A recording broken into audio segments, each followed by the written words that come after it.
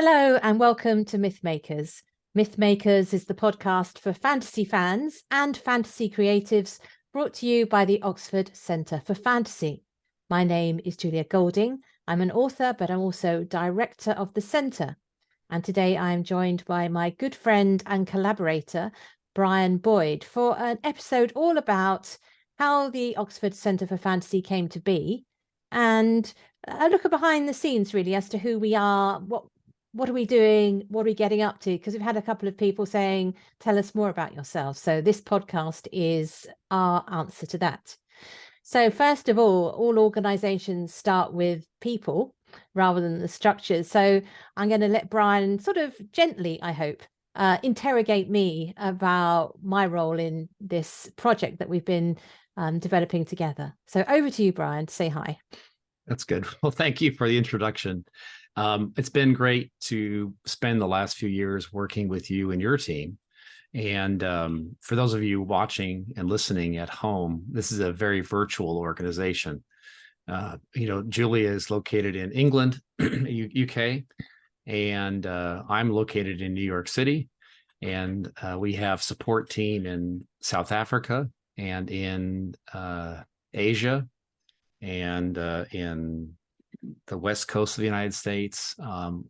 There's a lot of time zones involved. Yeah. And we're doing a pretty good job of keeping everything straight, I got to say, Julia. So that's good. So Julia, let's go back in time. Before we talk about Oxford and its other name, its first starting name, Project Northmore, there was Julia Golding. So who is Julia? Who's Julia Golding? Well, that's a really good question, that one. So I'm best known in the UK, and where I started was back in 2006. I started my career as a children's novelist, and I had something, I often call it like a rock star beginning, because getting published is really tough, as many people listening to this will know. But I was very fortunate in that, I don't know, the stars aligned or whatever. My first book hit a lot of good critical feedback, and it won 2 big awards and sort of was on the shortlist for one of the other major awards.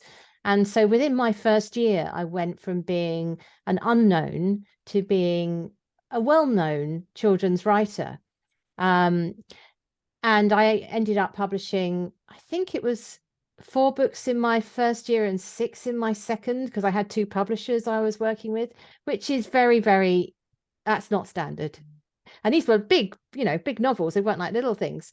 So, and what are those books? What are the titles of those books? Yeah, so it started off with, there was a historical series about a girl called Cat Royal living in a theatre in London called The Diamond of Drury Lane. Mm-hmm. That series eventually grew to have 6 parts to it.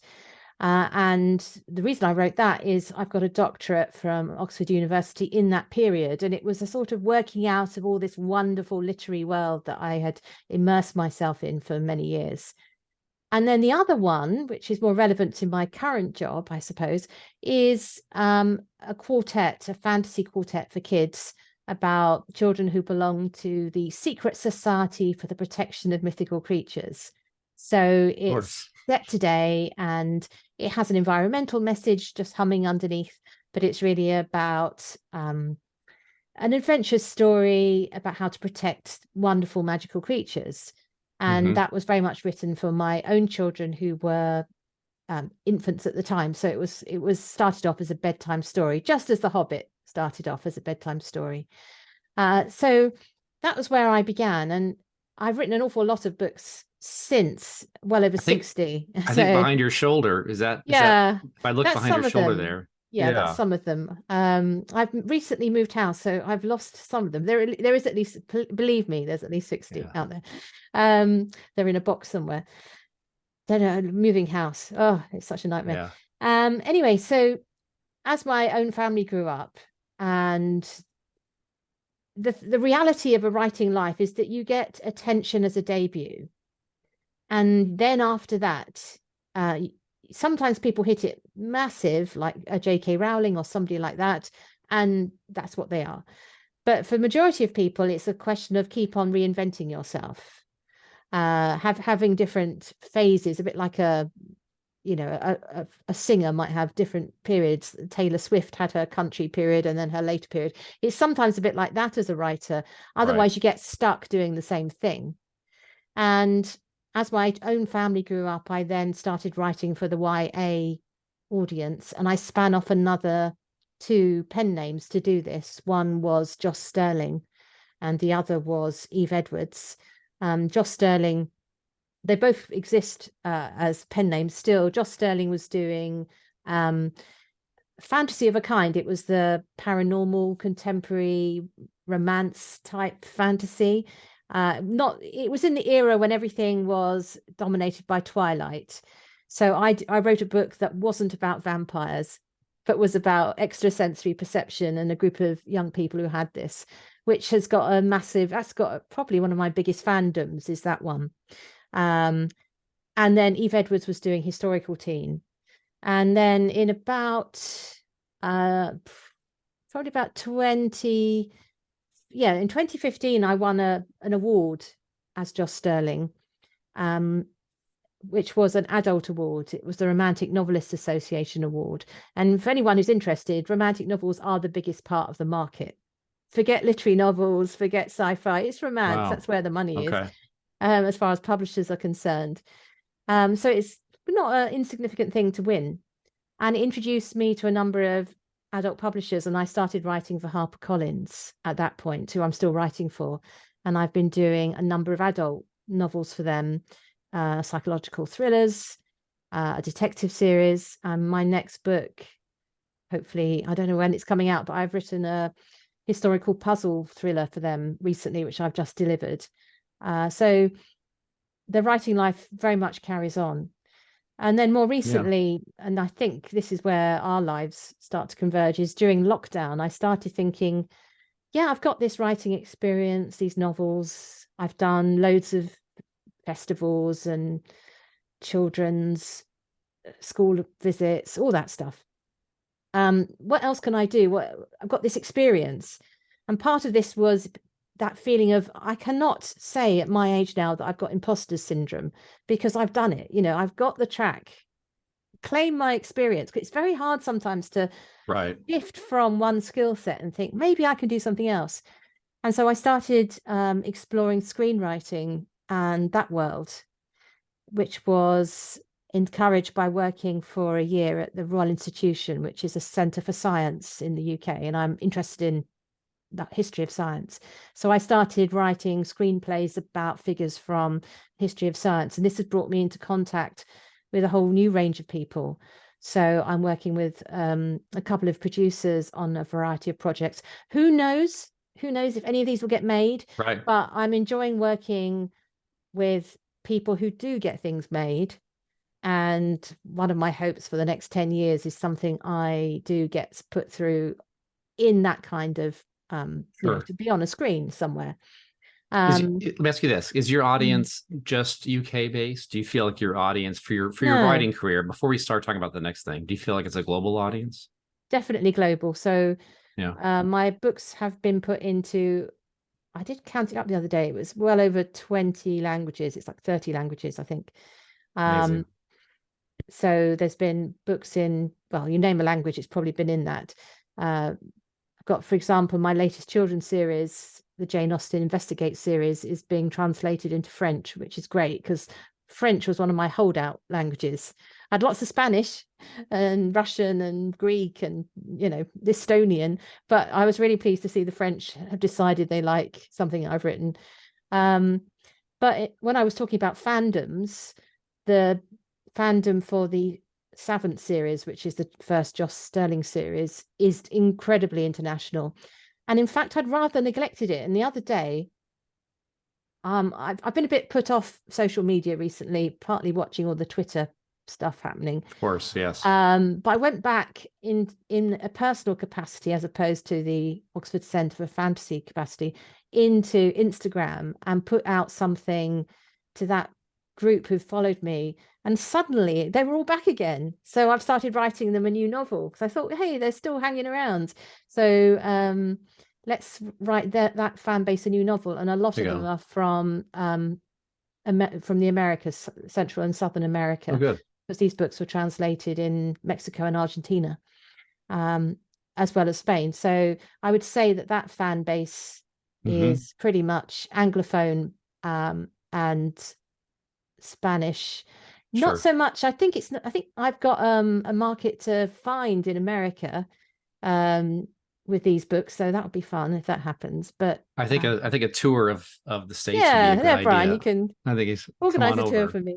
We'll do But that. So yeah, so so let's move I up to definitely work internationally. That's very much the way I think. so let's move up to 2020 approximately. And you're living where at the time? Where are you living in 2020? Center of Oxford. So we were thinking about this yesterday. That is when COVID started, wasn't it? Yeah, March of 2020. Yeah. Yeah. So So you're living in Oxford. Tell me, right in the heart just of give me a Oxford. short, what's Oxford like? What's it like to live there? So Oxford has been many things to me. I think the thing to understand about Oxford is people interact with it differently. So if you come as a tourist, you see incredible old buildings.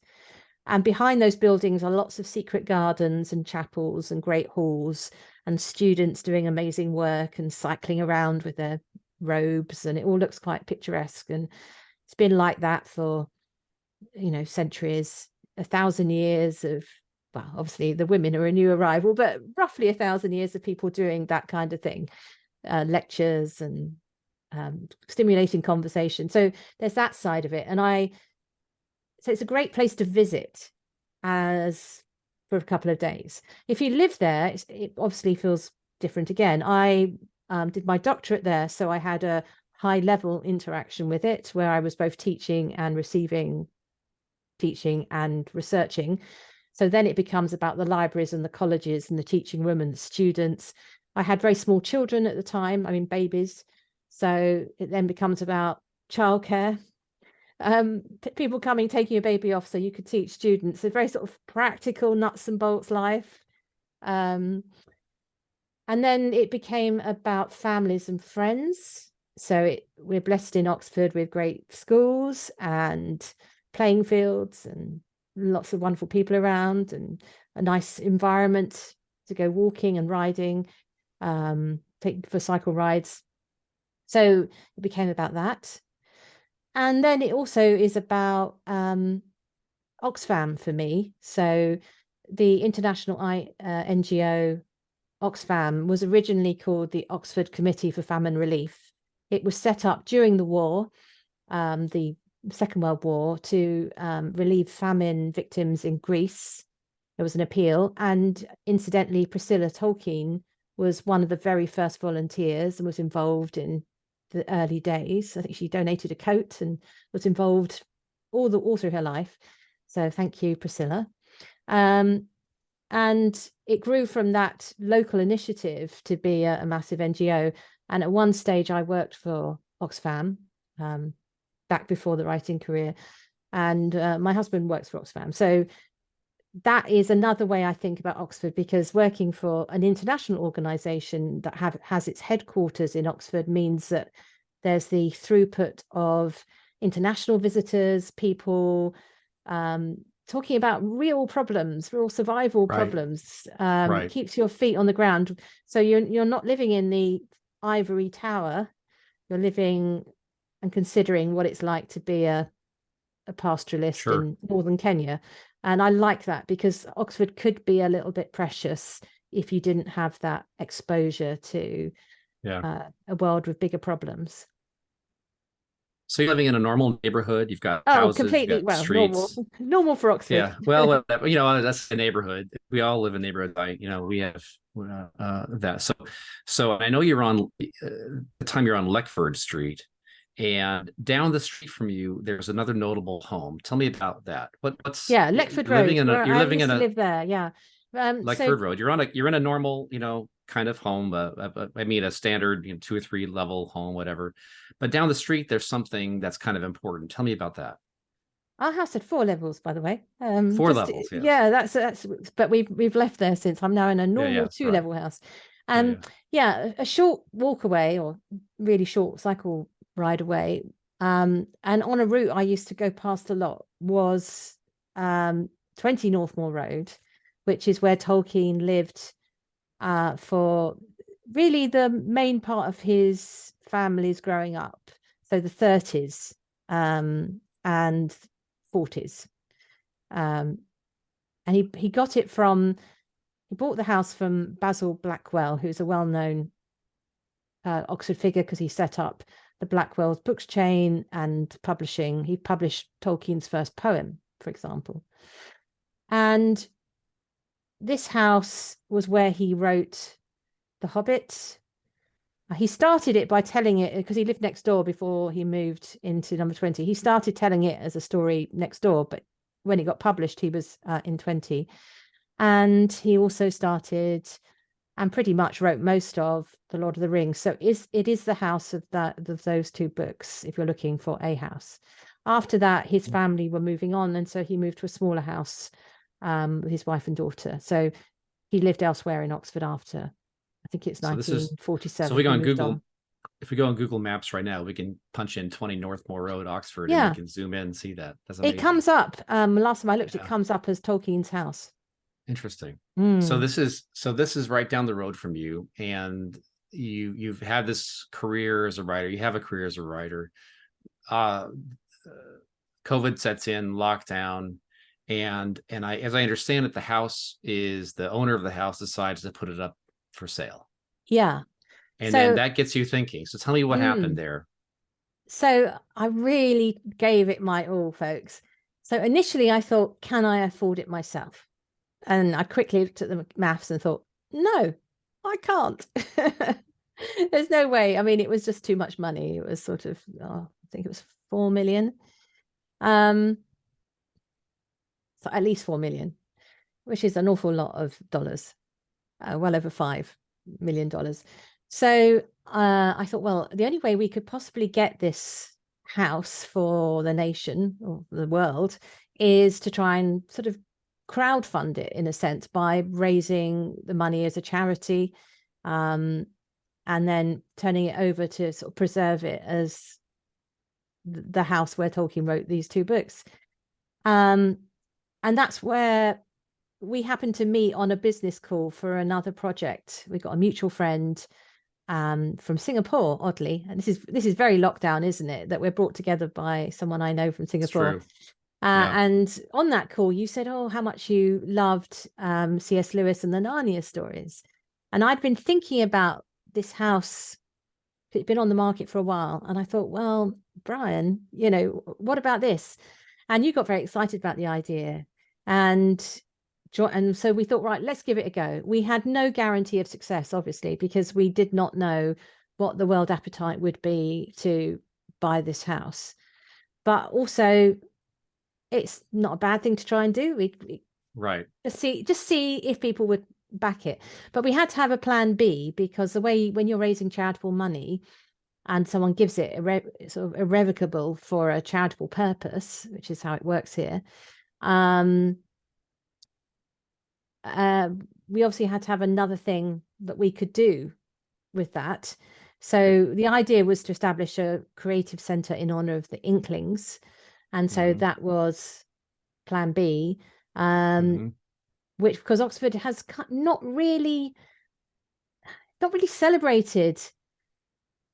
It's odd. There is a bit of a gap. If you come to Oxford, there is nowhere to go to sort of say, what about Tolkien? It's just there's a gap. Right. I mean, well, there's the cafe that the Inklings met at. That's reopened recently, right? But that's not it's literally just a cafe. No, right? the Eagle and Child is closed, actually. The Inklings did meet in a number of pubs around the city. There is one that has reopened recently as a community pub called the Lamb and Flag. So if you come to Oxford, do go and support that initiative. Okay. But the one that was most closely associated to them is currently in a sort of development black hole. It's called the Eagle and Child. So if anyone listening has an awful lot of money and wants to contact St. John's College, I think there is a development opportunity. There you go. So there's this opportunity to purchase the home. Project Northmore is born. A crowdfunding effort ensues. And I got to say, it was pretty successful. I mean, we had press from around the world cover it. Yeah. It was on TV, radio, blogs. Many people talked about it. Even the folks at Kickstarter reached out and said, "We want to highlight you because this story is amazing." Yeah. So they highlighted us. We had an executive from Reddit contact us, and they covered it on Reddit. But simply, the project just kind of ran out of time, and we don't need to talk about how much was raised, but quite a bit was raised. But the time ran out, and then there was an opportunity. The time ran out in that obviously we had a private individual on the other side of this who was selling his house. Right. So so they had a certain amount of knew time we were doing this and had an agreement with us that we would do this. Right. But when somebody came along with an uncomplicated buyer came along with the money, that was obviously in his interest to do that. Right. Which we'd always explained. So he gave us a window to do it. Right. I think we ran it from December until beginning of March when we thought, well, we can't do this. Right. I can't remember. I've got to have to look back. It was about mid-March. Yeah, something like that. Yeah. Yeah. So it was a huge shame because I suppose we all thought we would do it. And initially it looked as though we would. The initial giving period in that December was we were on the right trajectory. And people were very generous with their time. We had all sorts of people, appear in our videos, and it was great. But we got a couple of sort of side winds, I think, that made it go off track. So there was this odd pushback from some people who, I don't know, they thought we were going to turn it into some religious commune or something. I have no idea what that was about, because we're a literary charity, and my career is very much, firmly in the mainstream of fictions. I never really understood where that came from, other than some knee-jerk reaction to. No, people don't read all the information. They read the headlines, and then that's it. We've seen that with social media.